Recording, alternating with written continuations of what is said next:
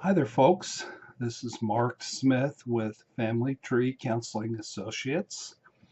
I have a video today called Romantic Love is a Magnifying Glass for Childhood Wounds. Now, dudes, I'm not using the word narcissistic abuse in the title. That doesn't mean that this can't help you uh, in understanding why you went through such a horrific relationship or several horrific relationships. So I was working with a couple, and this couple they're like graduate level therapy. They're just super insightful and just delightful to work with. They just pull material out of me that I don't even know is there because they're just so teachable and so insightful.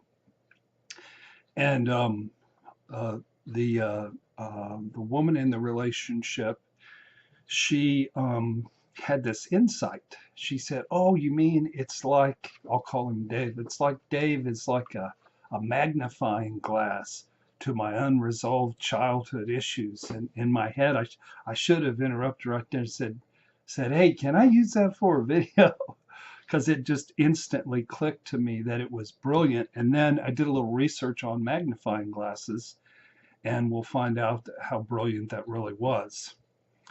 But have you ever wondered why your adult relationships romantically seem to be worse than your childhood? Not everybody experiences that, but many of us had shitty childhoods, but then horrifically nightmarish romantic relationships. And you're just like, if this is related, why is it so bad?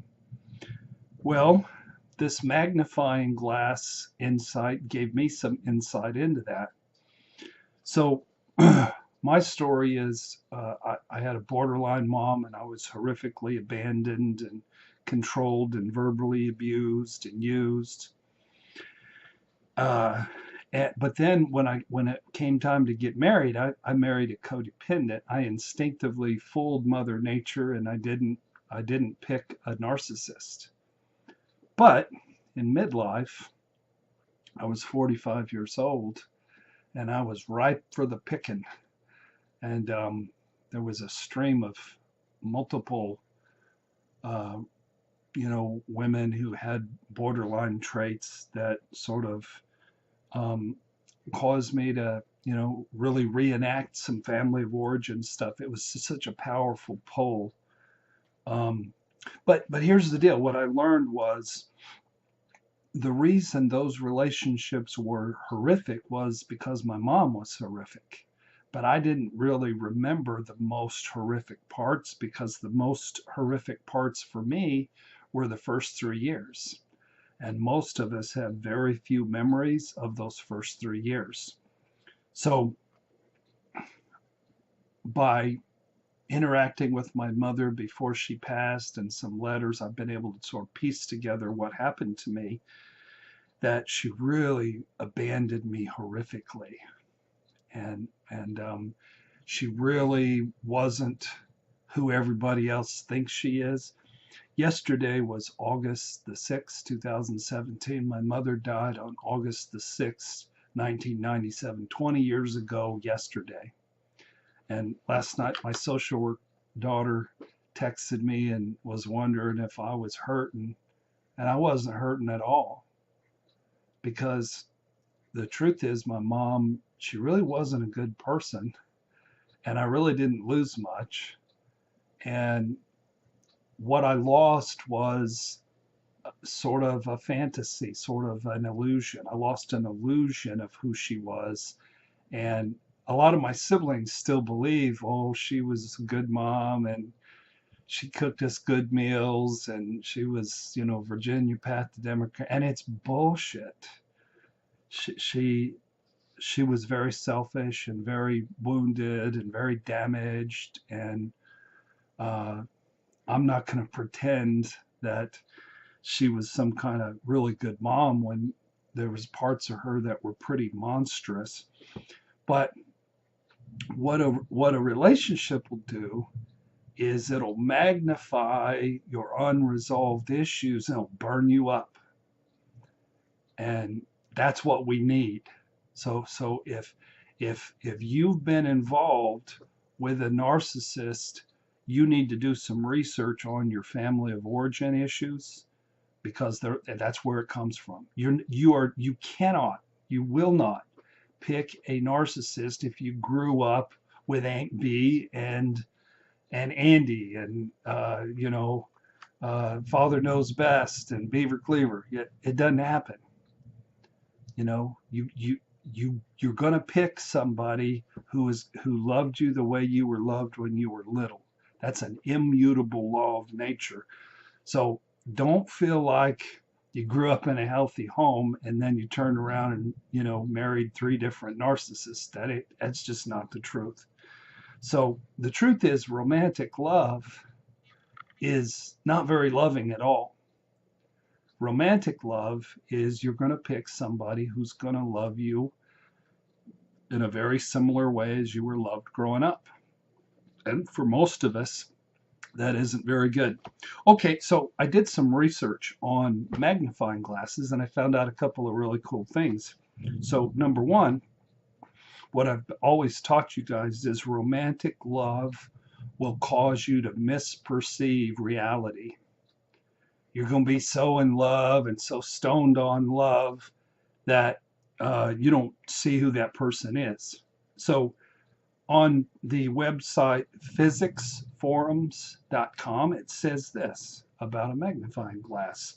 A magnifying glass, in effect, tricks your eyes into seeing what isn't there. Light rays from the object enter the glass in parallel, but are refracted by the lenses so that they converge as they exit and create a virtual image on the retina of your eye. This image appears to be larger than the object itself because of simple geometry. Your eyes trace the light rays back in straight lines to the virtual image, which is farther from your eyes than the object is, thus it appears bigger. So not only will a magnifying glass help you to read up close and help you to scrutinize. So a magnifying glass, it helps you to scrutinize your issues, but this here is saying it'll cause you to see what's not there. And that's what happens in romantic love. You see stuff that isn't there. The second thing I've always told people is romantic love, it brings focus to your unresolved childhood issues, and then it lights them on fire. And that's another thing a magnifying glass can do. When I was looking for pictures for this, there was pictures of little boys with magnifying burning up ants. They're putting the fire to ants. But I finally found a picture where it was a big hand and it was firing up a man, which is what happens in relationships. So this is how physicsforum.com talks about the power of a magnifying glass to burn something. It says light is an electromagnetic wave depending on how you look at it, and it carries energy. With a magnifying glass, you are concentrating the energy entering the area of the lens into one single point. That is sufficient to raise the temperature of that single point high enough for a chemical reaction to occur. Each ray of light contains a small amount of energy. If you have a magnifying glass that is 2 inches around, but without the lens in place, then the light goes right through the empty ring where the glass would normally be, and it strikes the paper and the energy is spread out. But if you put the lens in place, it will take the same light and focus it on a small area of the same size in that single point. And all this concentrated light means a high localized energy, which is enough to heat up and burn paper. It is not so much that it's not so much as the light as it is the lens, what the lens does to the light, which is it focuses it. So I like where it says the lens focuses the light and then it causes a chemical reaction. And what happens when you meet somebody who fits your psychological profile? A lot of times you'll have a chemical reaction. You'll be attracted. There's just this immediate energy in the room between the two because you fit their bill and they fit your bill. And there's this psychological chemical reaction. But later on, the same energy that drew you to this person will be the energy that lights you on fire. So what am I saying here, folks? I'm saying that romantic love and romantic pain is all good. That you don't get victimized in relationships. You're certainly going to get traumatized if you had an abandoning childhood or a childhood with a narcissist or several narcissists or really bad addicts. But you're not going to get victimized. You're going to have an opportunity to turn the pain and the wounding of your childhood that was unresolved, this monster, this person who is the real truth about who your parents really were, or at least somebody in your childhood who abused you or abandoned you, they're going to light you on fire, and that gives you an opportunity to heal and to grow and to be blessed more than you ever have in your life before. So the emphasis should not be put upon the monster, upon the narcissist. The emphasis should be put on the proactive possibilities, of the power of love, the power of the magnifying glass. It's about ready to storm here, and all kinds of leaves are falling to the ground. It's sort of spooky.